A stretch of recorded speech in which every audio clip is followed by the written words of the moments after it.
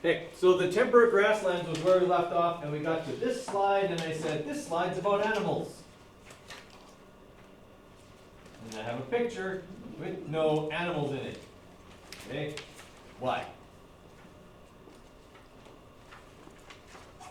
Are there animals that live in the temperate grasslands? Wasn't it because all of the livestock is taken over? Yeah. Okay. A lot of the animals that previously were native to the temperate grasslands have been what we call extirpated, which means they have been forced off of their natural range. Okay. For example, black bears and grizzly bears. We rarely see black bears and grizzly bears in the temperate grasslands. They have been forced out of that area because, well, they were a bit of a nuisance for anyone who had livestock of any kind, anything from chickens to cattle. Okay, well, bears are not picky. Okay? They'll eat pretty much anything. So they were naturally kind of forced off of their land, and once it's they were shot. So they're not around anymore. The same would be true for wolves. Okay, wolves were a top predator in the temperate grasslands, and they've been virtually eliminated. Okay, we see them only in a few places in national parks, and a lot of those packs have been moved there artificially to try and propagate the species a bit more. The other animals that we see a lot less of are bison and buffalo. Okay, they would have been the dominant herbivore on the prairies, and they would have been in herds that numbered in the thousands back before European settlers arrived. Okay. Buffalo can be quite dangerous. Okay. Most of the time they're pretty docile, kind of like cows, but like a cow with a bad attitude. Okay, that's kind of what a buffalo is like. Most of the time they just are happy to graze. Okay? And the whole herd will just kind of move together and leave the prairie looking like someone has just mowed it with a lawnmower. Okay? And they'll just move around their range, migrating happily, okay, to different patches of good grass. When European settlers arrived, they realized that their livestock was in direct competition with buffalo. And so they built fences to keep buffalo out. Now, a barbed wire fence is not going to stop a determined buffalo. They'll just run through it. They'll get cut up a little bit, but they'll run right through it. But buffalo are maybe kind of lazy, and so when they would see a barbed wire fence, it was like, oh, all right, and they would just turn around and go the other way. And it actually led to the disruption of their grazing range, and a lot of the herds became sick, and disease would get in, and they would die. Okay? In another part of it, they were hunted to near extinction.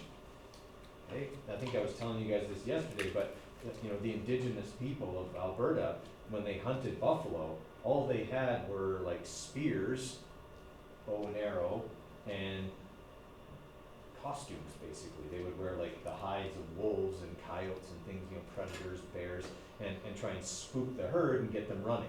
That's the kind of evolutionary drawback for a buffalo. You ever notice where cows and deer and buffalo have their eyes? They're more to the side of their head. Okay? And so that means that when they're grazing, they can still see their predators. If you or me put our head down, we can only see down because we're predators. Our eyes are in front. Okay? So for a herbivore, your eyes tend to be more on the sides, which for buffalo creates a blind spot right here, right down the middle.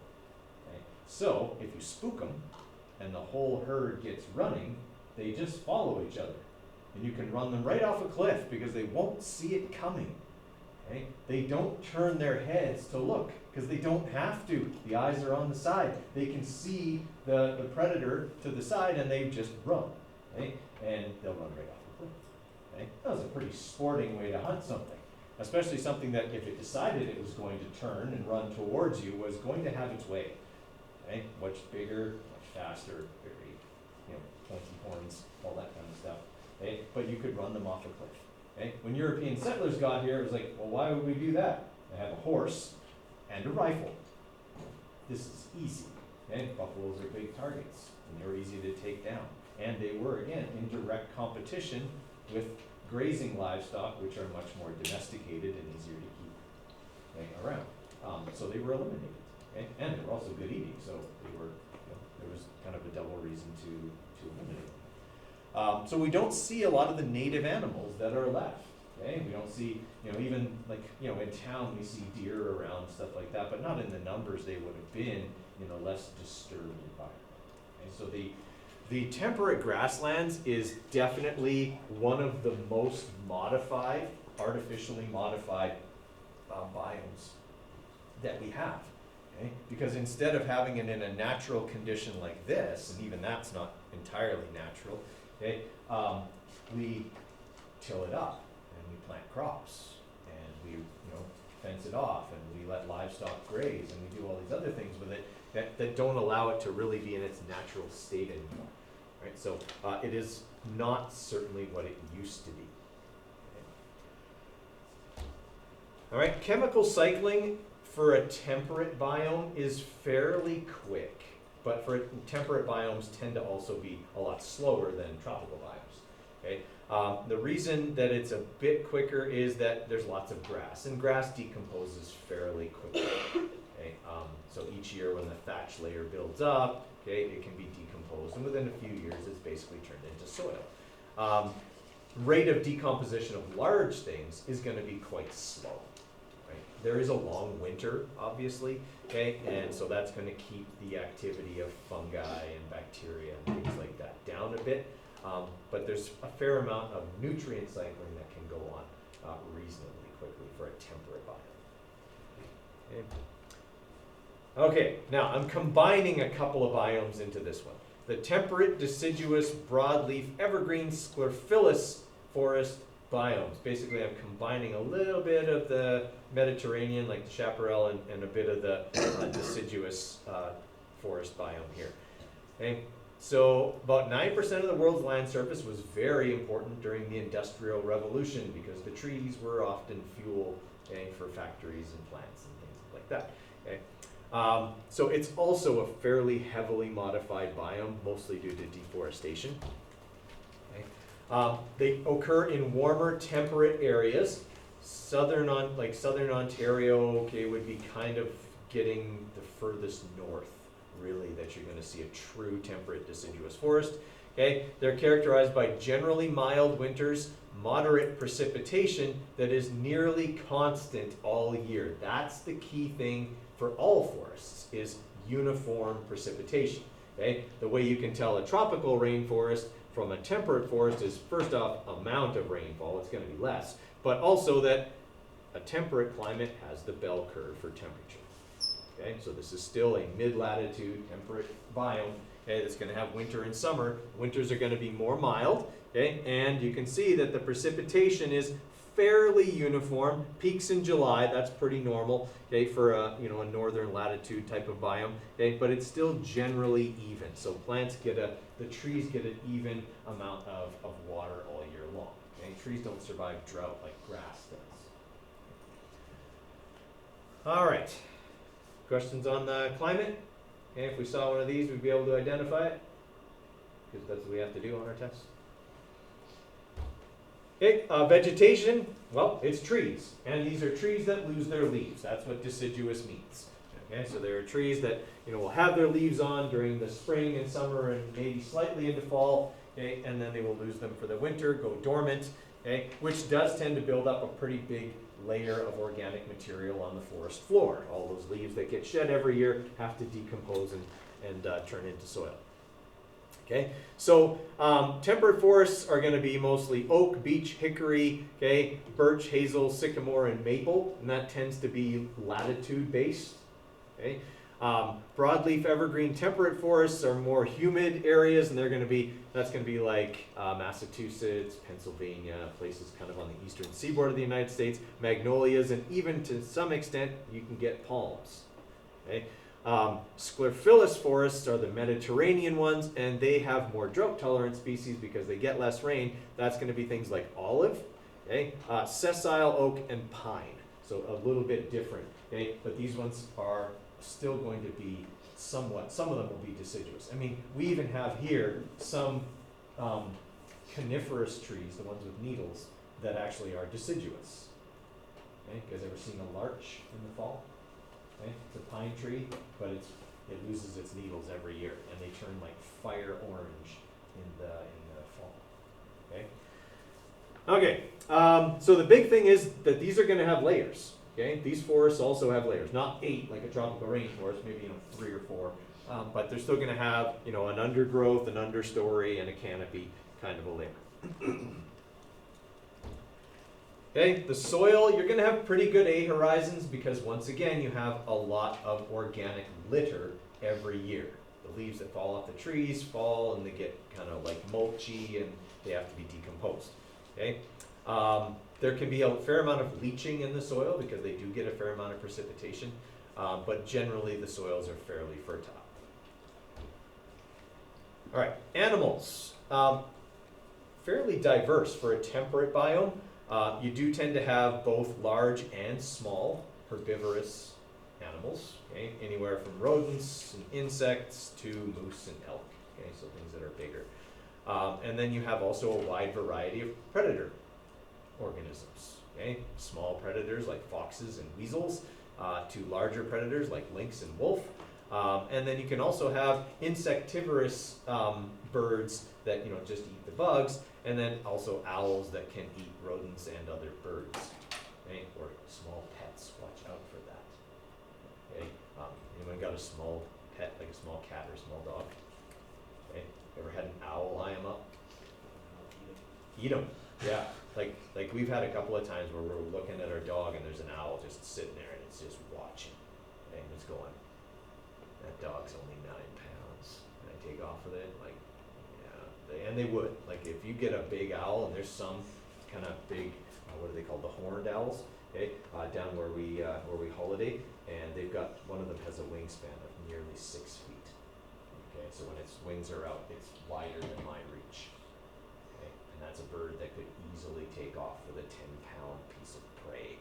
Okay, it would have difficulty carrying it, but it wouldn't have to take it very far. So they're certainly pretty vicious predators. Okay? People kind of count them out because they look like they're not like an eagle or a hawk, but they're vicious. Okay?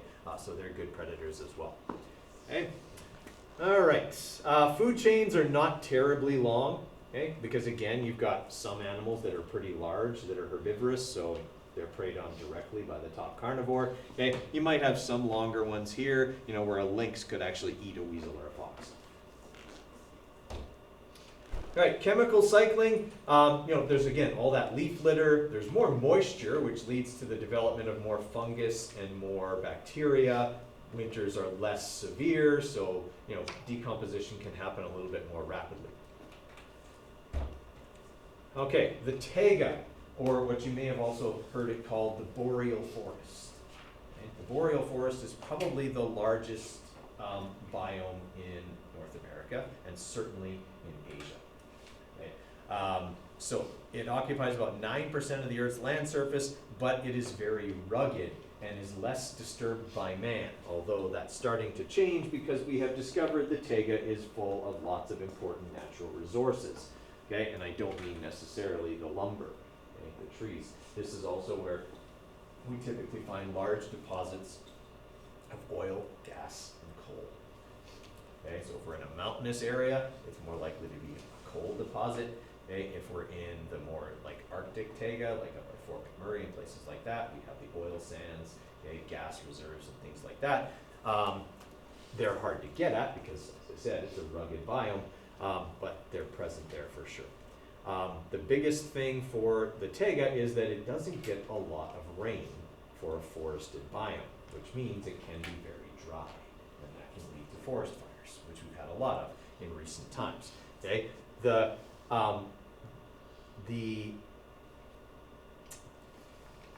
what's the word I'm looking for?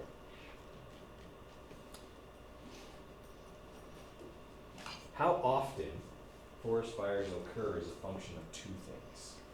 Okay? It is a function certainly of rainfall, temperature, like climate-based stuff, but it is also a function of age. Okay? most of the places where we have had forest fires in the past 10 years are also very old growth forests with a lot of standing deadfall, okay? Which basically just means there's a ton of dead trees there, and they're fire food, okay? They're gonna burn rapidly, they're dried out, they're dead, okay? These are the kind of things that they're meant to burn. Forest fires are a natural occurrence that help to cycle the nutrients. I'm not saying they're a good thing, okay, but they're a natural thing, and we've kind of done a disservice by stopping them for a long time, okay? Back when they established the national park system, one of the first things they did was establish a policy of extinguishing forest fires, okay, preventing them, doing everything they could. And now they've realized all they did for the last 100 and some years was create fuel. Okay? Preventing the forest fires meant that old dead trees didn't get recycled. Okay? They continued to stand there, pine beetles came in, all kinds of stuff that made them much more ripe for an uncontrollable fire, which we've kind of had in the last while. Okay? So actually now what they do is they'll do prescribed burns. Okay? The forestry people or the parks people will go out, they'll create fire barriers by digging up big sections of the forest, and they'll start a fire in the middle of it. Okay, and have that stuff go down, but make it so that it's less likely to spread. Okay? That way that area can be controlled, that fire can be controlled. All right, so climate. The Taiga is one of the coldest climates. Okay? Some of the coldest temperatures have been recorded in this biome. Okay? And the temperature can dip -45 to -50, and it can stay there for months in the wintertime. During the growing season, temperatures can go way up. Okay, I mean we're talking about, we can have an 80-degree fluctuation in temperature between winter and summer in this biome, which is crazy. Not a lot of organisms are capable of dealing with an 80-degree fluctuation in temperature. Okay, so everything that lives here is very specific and very well adapted to these conditions. Okay, which is part of the reason why the diversity in this biome is very, very low. There's not a lot of different kinds of trees, there's not a lot of different kinds of animals, because again, this is a very tough biome to live in, so very few things are adapted to it. Okay? So winter can persist 50 to 70% of the year, snow collects on the ground surface, and in spring flows over frozen soil that is unable to absorb it. Okay? So it just runs off and doesn't get absorbed for the plant. So they are actually fairly drought-tolerant species that would live here. So if we're looking at the climate graph, okay, we can see that the precipitation is on this side here, and the wettest month is, maybe about 60, 70 millimeters of rain, and it's like actually the wettest part is toward late summer and early fall, okay, which is a bit of a shift from the prairie biome where it's like late spring, early summer. And you can see the temperature curve is very evident and doesn't get very high. Okay, it goes up to about 15, but also drops down well into the negatives, okay, during the winter. So if you see an extreme temperature curve that is shifted downwards a long way and a low amount of precipitation, Taiga is very likely to be the biome you are looking at. Okay, and so most of the Taiga that we see looks like this, carpet of trees, okay, with very little difference in the trees that we see. Okay, so vegetation, as I said before, not diverse at all. Okay, there's lots of lichens, black spruce, white spruce, larch, short grasses, kind of like, you might even find like wild rose, and other kind of little shrubby things. Plants have to be drought tolerant, rain is limited, and snow serves as the main source of water. Okay, so it's definitely on the dry side for a forested biome. Okay, soils in the Taiga are cold, often frozen. Okay, they have permafrost there. They're going to have a shallow A horizon in general because there's not a lot of organic litter. Okay, the trees are mostly coniferous, so they don't lose their leaves, and so there's not a lot of stuff that goes onto the ground.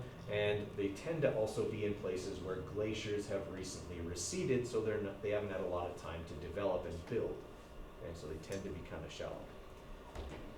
Okay, animals that live in the Taiga have to deal with a long, cold winter. There's two ways you deal with a long, cold winter.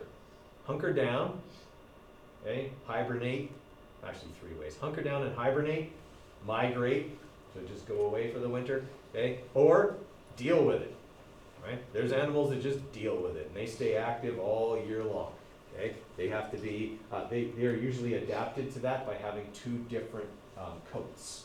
And I don't mean like putting something on, okay? They have different like types of hair. Around here, okay, in the springtime, you can actually see this on the deer. Okay? They're shedding that winter coat, the longer, like kind of puffier hair that they use that insulates them for the winter. They shed that in the spring. They kind of look sick. Lots of times people go, well, that deer must be sick. No, it's just shedding its winter fur and getting its summer coat. Okay? Lots of animals do that. Or they have a coat that changes color. Okay? The Arctic hare and the Arctic fox have a white coat in the wintertime and more of a gray coat in the summertime. Yeah, so and then you have like larger animals. Okay, the big problem with staying active is dealing with the snow depth. Sometimes in the taiga, snow can be several feet deep. Okay, so you either have to be able to stay on top of it, or you have to have really long legs so they can penetrate all the way down to the ground. So if you're a moose, that's kind of the, you just kind of plunk your feet down and they puncture through the snow and they get all the way to the ground and you can keep walking. Okay, but if you're an Arctic hare, you can stay on the top because your feet are like snowshoes. They're actually sometimes also called the snowshoe hare because they got big, wide feet that distribute their weight out and they don't fall through the snow unless they want to. When do they want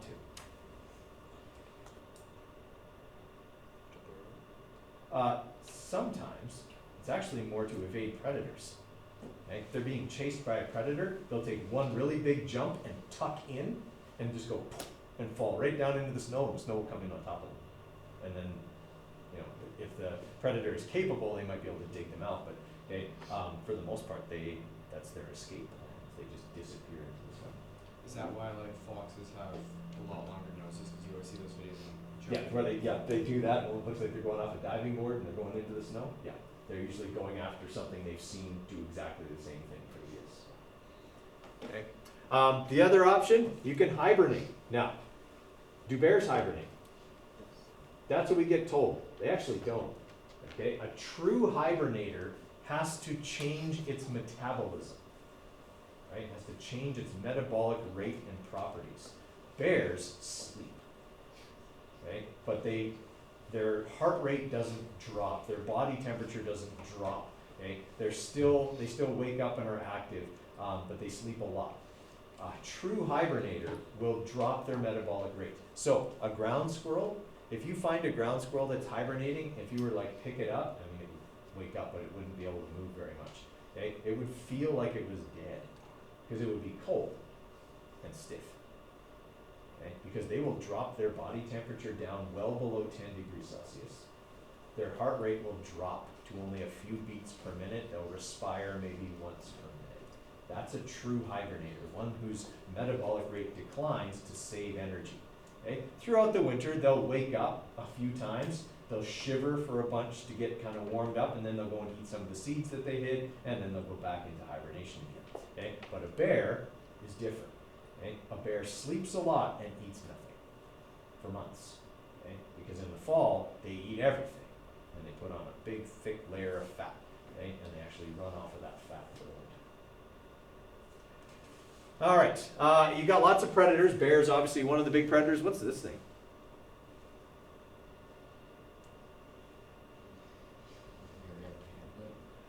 Nope, that's actually a tropical animal, the red panda. Is it a ferret? No, it's not a ferret. There's a Marvel superhero. Claws? Wolverine. Yeah, that's Marvel, right? Or is it DC? I don't know. Anyway, yeah, this is a wolverine. And the comic book character, movie character, is very well to be inspired by that thing. They have claws, not like the metal ones, but okay, they've got good claws, they've got sharp teeth, and they are angry. Okay? Imagine taking a grizzly bear and concentrating it down into something the size of a German Shepherd. You have a wolverine. Okay? That's what that is. They will chew on your bones and spit them out. Okay? They are vicious, vicious predators. They're fast. They can climb trees. So climbing up a tree is not going to save you. They will just come right up after you. Okay? You can climb a tree and be safe from a bear. Okay? Some bears. grizzly bears, not black bears. Black bears are good climbers, okay? But a black bear is a little more in your weight class. You know, that's the thing. Like a grizzly bear is like, you know, 600-800 pounds, and it's really angry. You don't have a chance against that, okay? But a black bear, okay, on the other hand, I mean, it's still bigger. They're still mean, but they're a little closer to you, and they're generally a little more afraid. But a wolverine, yeah, they just run right up that tree after you and haul you out. Okay, they're really, really aggressive predators. Okay, chemical cycling is very, very slow. Okay, the taiga is dry. The taiga is cold. Those are two things that are not conducive to the growth of fungus, the growth of bacteria, or rapid decomposition of anything. Okay. All right, last one, tundra biomes. Okay, so there's Arctic and Alpine tundra. They tend to look very similar, except one occurs at the top of mountains and one occurs in the high Arctic. Okay, but they are basically an Arctic grassland. Tundra actually means treeless. Okay, and so you will see very few, if any, trees in a true tundra environment. Okay, so this is a picture of high alpine tundra. Okay, and that picture is taken on July the 6th. What do you see?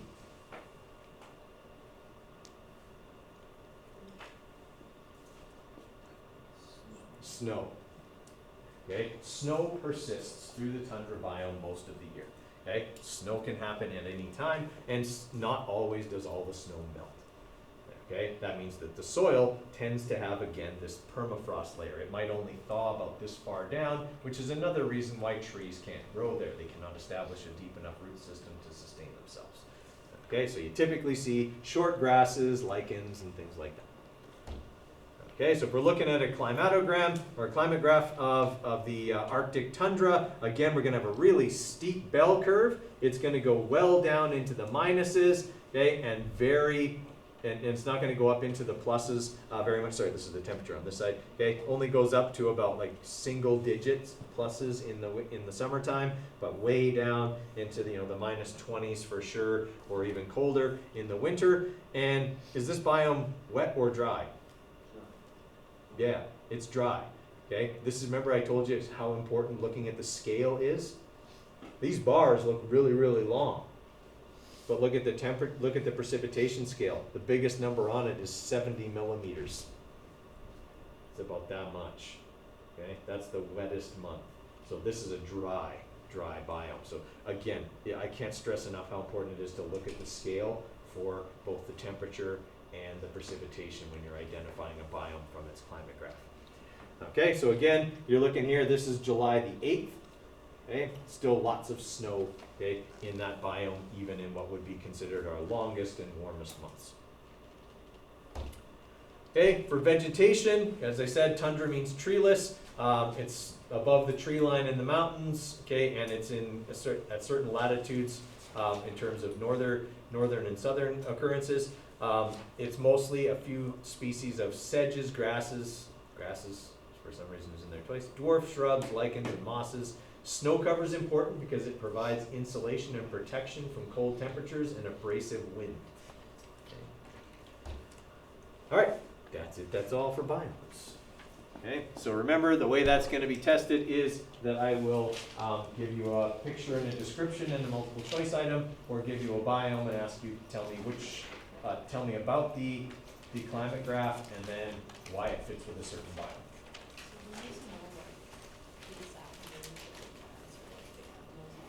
No, we don't need to know the exact names. Just be able to identify which biome it is. Yeah, because like I said, I'm going to put a picture and I'm going to put a description. Now in the description I may have things like this kind of animal would live there or stuff like that. But no, I'm not going to say, well, which biome has Peaty in it. Okay? I'm not going to do that. Okay. Ready for the review? So you'll want to have a piece of paper up for this one, guys.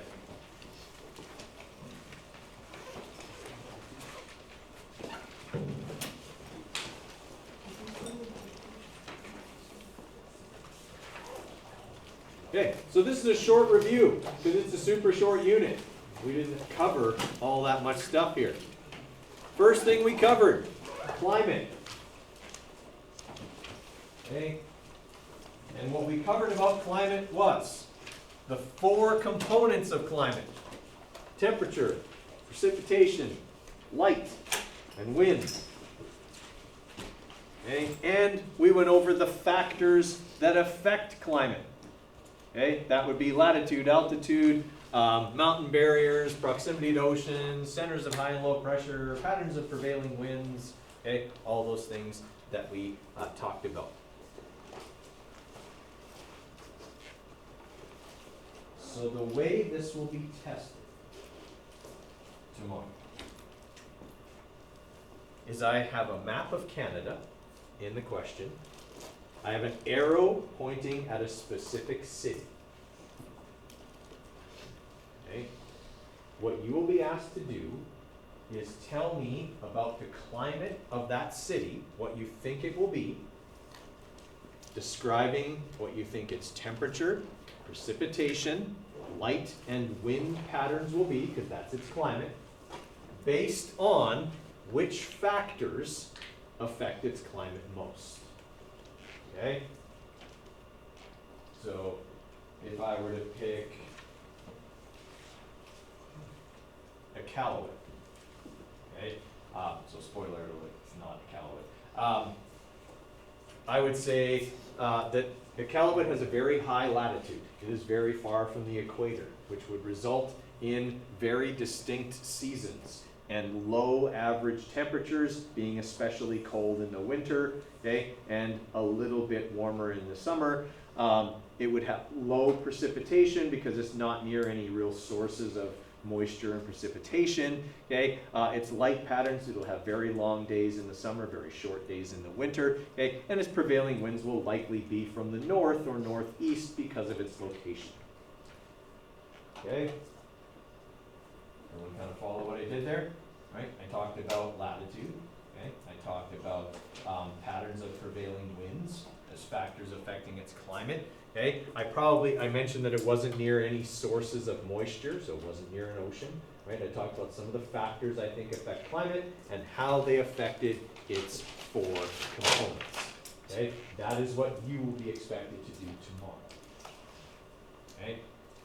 You want a 5 out of 5 answer, cover it like I just did. Right? If you say, Iqaluit will be cold because it's pretty far north. 2 out of 5. Okay, be thorough. Right? Level of detail. Remember I said that in biology and how important it was? Okay, it's important. Okay, when you're explaining something, level of detail is important. All right, so that'll be the climate part. For climate graphs, as we just said a few minutes ago, you will be required to tell me what biome it would fit with. Okay, and in that question, you would tell me this climate graph says this. It says that temperature is even all year, which means it's close to the equator, and this it gets very little precipitation. Okay? So it would be very dry. And there's no distinct seasons, so its latitude would be low or whatever. You can talk about those kind of things and then say, okay, this fits with a hot desert or tropical desert type biome, because tropical deserts are hot and dry, and they would have very few plants and animals in them. Done. Okay, so you talked about the climate graph, you analyzed it, you told me what biome you thought it fit with, and why. The 5-mark question. Okay, if you just go, looks hot and wet, so it's the tropical rainforest. Yeah, that's not 5 marks. Okay, it's not 5 marks worth of stuff. You gotta elaborate, level of detail.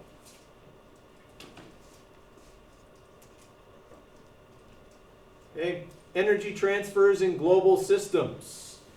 Okay, this is that 3rd lesson. It was pretty long, where we talked about things that come in 3s. Okay, we talked about the 3 fates of light. One of them's on the board. What are the other 2? It can be absorbed, reflected,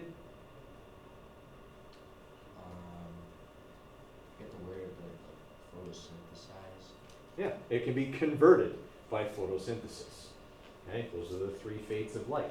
We also talked about the three parts of the Earth: the atmosphere, the hydrosphere, and the lithosphere. Okay, and we talked about the three methods of heat transfer and how they work in the three parts of the Earth. Okay, and how they are related also to the three fates of light. Okay, so all of that stuff is going to be important. The word albedo, or the concept of albedo, is going to be important. What is albedo? The reflection of light on Earth. Okay, I would probably be looking for a little bit more detail, but you're on the right track. It has something to do with reflection.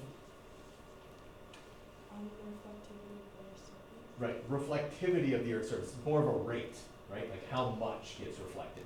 Okay, if albedo is very high, then there's lots of reflection and very little absorption. Okay, if the albedo is very low, then it's a darker color and more light will be absorbed. Okay, and less would be reflected. And obviously, if the place is covered in plants, then there could be a lot of photosynthesis and conversion going on. The way that that will be tested, okay, I told you that day, but I'll tell you again. It's going to be a satellite photo, okay, of a specific area, and you will have to tell me, what do you think is happening to the light that is incident on this particular area? Okay, so in that answer, you would want to use those three terms. You would want to use the term albedo, and you would want to explain based on what you see in the picture, how much is absorbed, how much is reflected, how much is converted, okay, all of that kind of stuff, okay, working it together into one answer.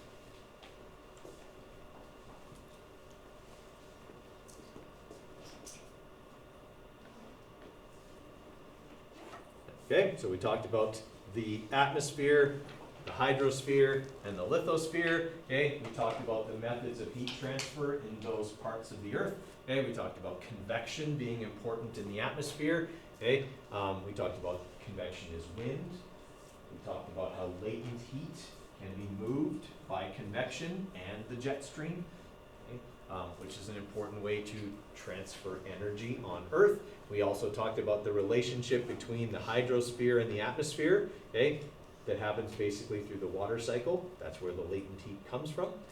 Okay, within the hydrosphere, convection is also still important because ocean currents and transfers in the ocean can be due to convection.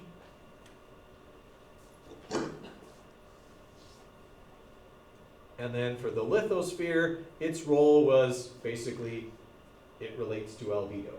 Okay, the darker the color, the more stuff would be absorbed. Okay, primarily it's conduction that transfers energy, so it doesn't play a big role in transferring it, mostly in determining whether it stays or goes.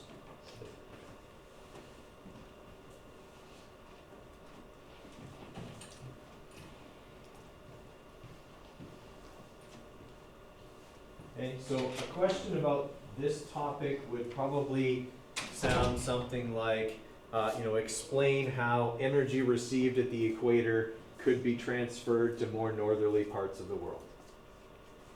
Okay, and you would have to explain the role of the atmosphere, the role of the winds, the jet stream, latent heat, the water cycle, all of that kind of stuff could definitely be worked in there. You could probably work in albedo a little bit into that answer as well.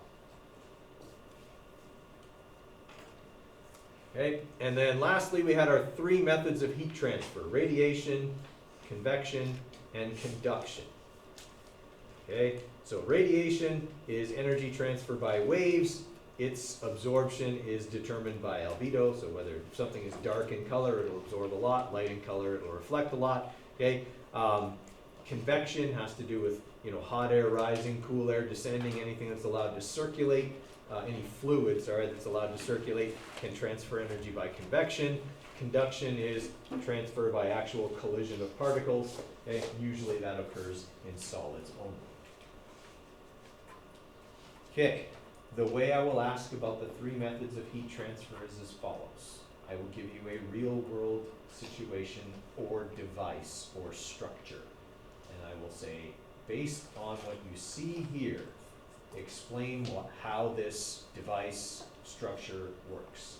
Okay, so the example we used in class was design a building that could keep food cold in California. Okay, so what color do you want to make that structure? White. You want to reflect all the intense sunshine. Okay, what do you want to put in the walls? Why?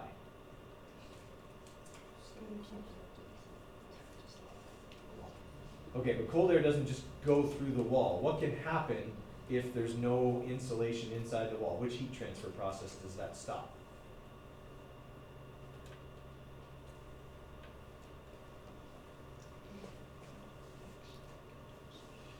Convection. Okay? If I have insulation in the walls, a convection current cannot form because it requires space so that the air can move. Hot air can rise, cool air can descend. If you fill that wall with insulation, the air becomes trapped in the pockets between the fiberglass fibers or the pockets of air inside styrofoam or whatever, okay? But the air cannot circulate, and that prevents convection. Similarly, if you sucked all the air out of a wall and made it a vacuum inside, you would have a similar thing. Convection can't occur if there's nothing to move or circulate. Okay? Typically, like thermoses, okay, like this one, they will have a vacuum layer inside. Okay? They'll suck all the air out, okay, and then it can't circulate, so you don't get any convection.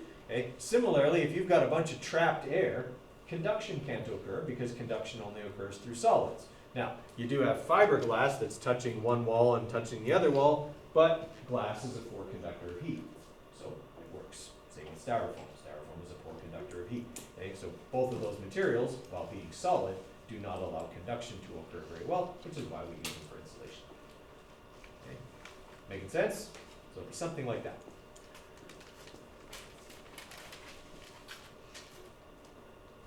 Okay, and then we talked about wind patterns, okay, patterns of prevailing winds. We talked about how they're the result of both convection and the Earth's rotation, or the Coriolis effect.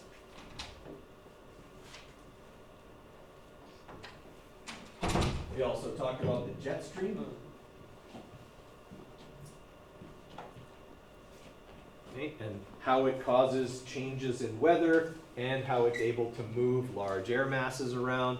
Okay, bringing precipitation or extended periods of cold and dry weather, okay, all of those kinds of things. So definitely review lesson 4 on global wind patterns because there are 2 questions about it. Okay, one to do with the Coriolis effect specifically, and one to do with patterns of prevailing winds, which also has a bit to do with the Coriolis effect, but also has to do with convection. Okay, those 3 bands. Okay, of prevailing winds, the trade winds at the equator, the westerlies is the part we're in, and the polar easterlies. Okay, so make sure you read over that, okay, because there's definitely going to be a couple of questions about that. Okay. So are the written questions on mostly formulas, or is it like? No, this is I'm talking about written response right now. Okay, so it's more of this than formulas. Yeah, there's only 2 questions that involve calculating. There's a specific heat problem and there's a latent heat problem. The rest are more like biology questions where there's explanation. Okay, so this here is kind of my bad diagram of those patterns of prevailing winds. So what we see right here, this is a convection current, this thing right here. So hot air rises at the equator, air moves in from the north to replace it, okay? But as the Earth spins underneath that, it makes it feel like it's deflected this way. So you get trade winds that are like northeasterly winds. And then a little further up, okay, you've got this hot air that came from the equator coming down and moving near the Earth's surface. Well, while the Earth spins underneath that, it actually gets deflected the other way, giving us the westerly winds that we experience. And then back at the pole, okay, you kind of have the same thing going on as what was going on at the equator. This air comes in, it's still warmer than air at the pole, causes air to rise here, causes a convection current that actually looks like just a big, what's the word I'm looking for? Like almost like a big hurricane, okay, a vortex, that's the word I was looking for, a vortex at the pole, okay, and that always has an easterly rotation. Okay, so definitely have a look at that and review it. Okay, specific heat capacity, there's a couple of multiple choice questions related to specific heat capacity, and it's mostly because of its role as a factor affecting climate. Okay, it is the reason proximity to oceans is a factor affecting climate. The ocean has a high heat capacity, and thus can regulate or moderate temperature changes. And there's a 5 mark, it really shouldn't be 5 marks, but I'm being generous, okay? 5 mark specific heat capacity problem in the written response. Okay, so something like you put hot water in a glass, okay, and it changes the temperature of the glass from 20 degrees to 80 degrees. What's the mass of the glass? Like something like that. Okay, so it's a pretty straightforward problem to solve. For those questions, is it possible that we have one where it's like, you have like steam and you turn it all the way down to ice? That's a latent heat problem, and yes, there is one of those as well. Okay, and then we talked about latent heats. Okay, so you're going to get a heating curve question, right? You're going to have to do it just like we did the ones we were doing the other day, just like the first one on your quiz yesterday. Okay, that kind of thing. You got to determine which formulas you use, what numbers you plug into those formulas. They will all be on the test. Any specific heat capacities you need will be either on the test's formula sheet or in the question itself.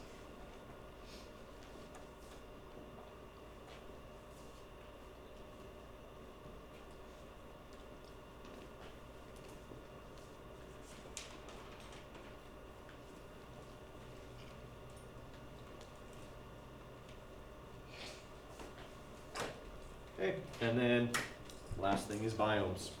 Okay, be able to identify it from a picture or description and match it to a climate graph. Okay, question. We don't have to draw. No, you don't have to draw a climate graph. I never asked you guys to do that in class, so you can do it there. And just be able to interpret one. All right, specifics about the test.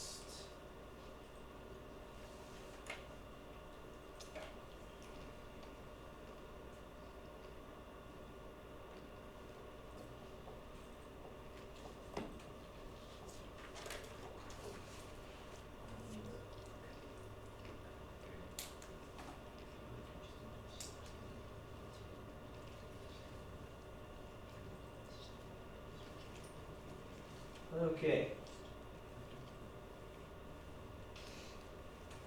There are 25 multiple choice questions.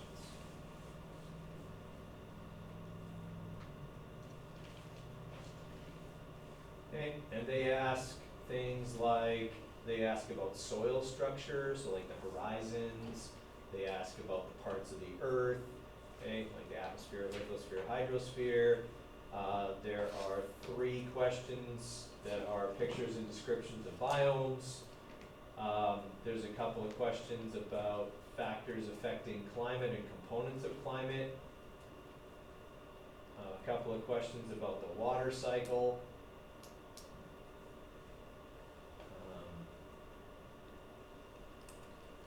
A couple of questions about factors affecting climate, biomes.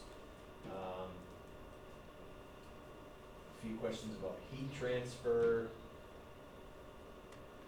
albedo, heat transfer, latent heat, energy transfer,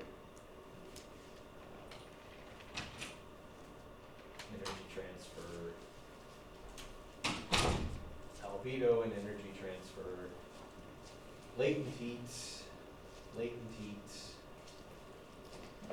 energy transfer, parts of the earth, and albedo.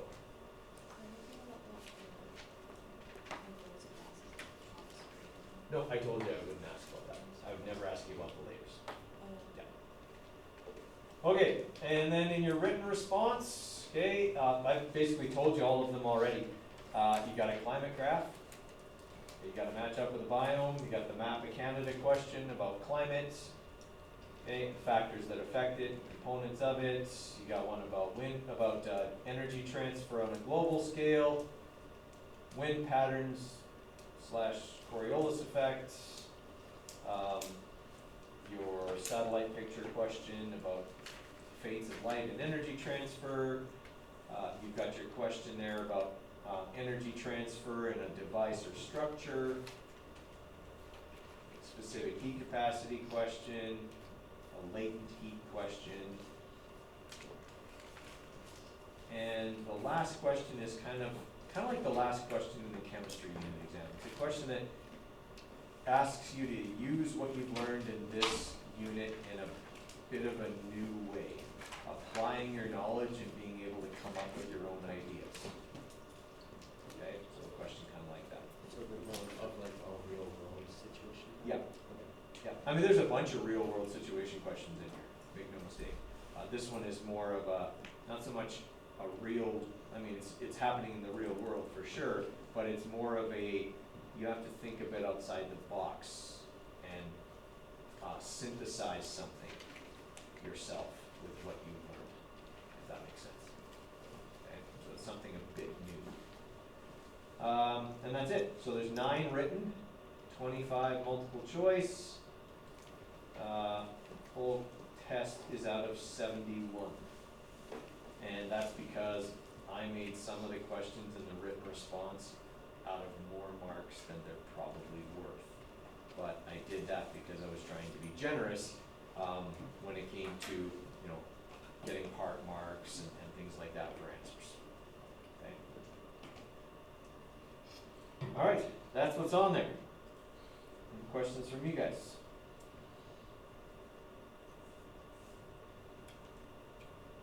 Okay. So I put the review sheet in Google Classroom on Friday of last week.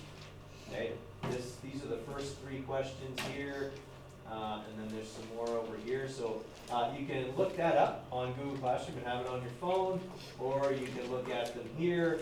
I'll leave this up for a few minutes before I switch to the next page, but if you guys don't have questions, that's what you're going to work on. If questions come up, please ask. I'd be happy to answer them or help you with them. Yeah, there's Yeah. one.